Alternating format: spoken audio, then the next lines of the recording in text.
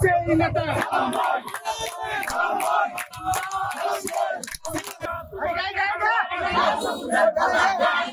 মুজিবুর রহমান কিন্তু আওয়ামী লীগকে ব্যান করে দিয়ে বাদশাহ তৈরি করেছিলেন।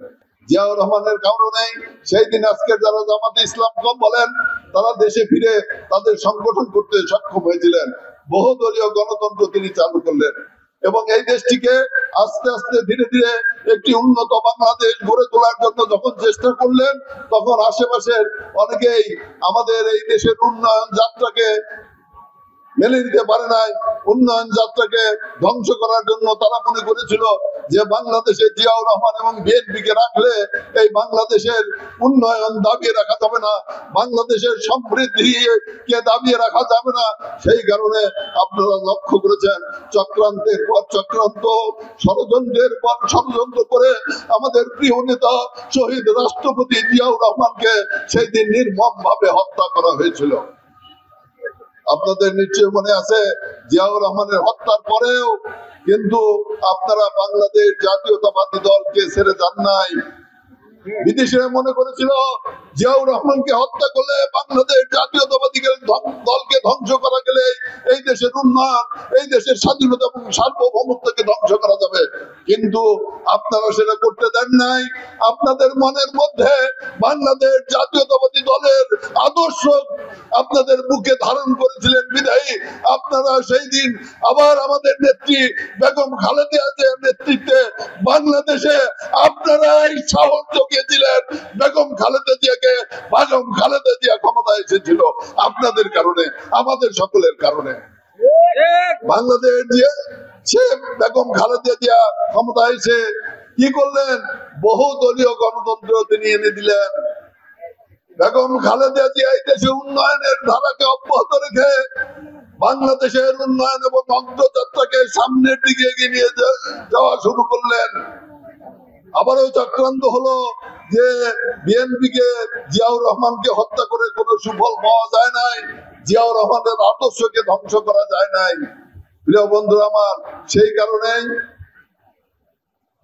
এই দীর্ঘ 15-16 বছর আপনারা আমরা বুকের মধ্যে জিয়াউর রহমান বাংলাদেশ জাতীয়তাবাদী দলের আদর্শ ধারণ করেছিলাম। এই কারণে বিএনপিকে ভাঙতে পারে নাই, বিএনপিকে ধ্বংস করতে পারে নাই। বিএনপি এই দেশের মানুষের আশা আকাঙ্ক্ষার প্রতীক হিসাবে এই দেশের জনগণের ভালোবাসা নিয়ে আজকে টিকে আছে এবং আজকে বাংলাদেশের সমৃদ্ধির পথে বিএনপির নেতা তারেক রহমান 31 দফা সংস্কার কর্মসূচি ঘোষণা করেছেন। প্রিয় বন্ধুগণ, চক্রান্ত কিন্তু থেমে নাই।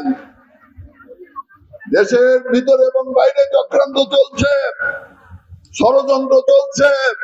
যে কোনো মূল্যের বিনিময়ে তারেক রহমান যাতে এই দেশে প্রবেশ না করতে পারে, চক্রান্ত এবং ষড়যন্ত্র চলছে বাংলাদেশে যাতে কোনো নির্বাচন না হয়, চক্রান্ত এবং ষড়যন্ত্র চলছে স্বাধীনতা এবং সার্বভৌমত্বের বিরুদ্ধে।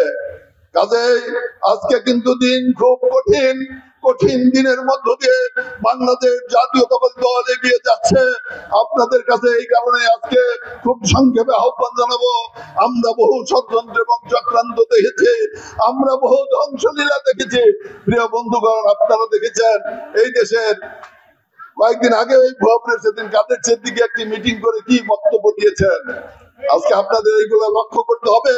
ষড়যন্ত্র করতেছেন শেখ হাসিনা ওই ভারতের মাটিতে বসে বাংলাদেশের বিরুদ্ধে চক্রান্ত এবং ষড়যন্ত্র লিপ্ত হয়েছে।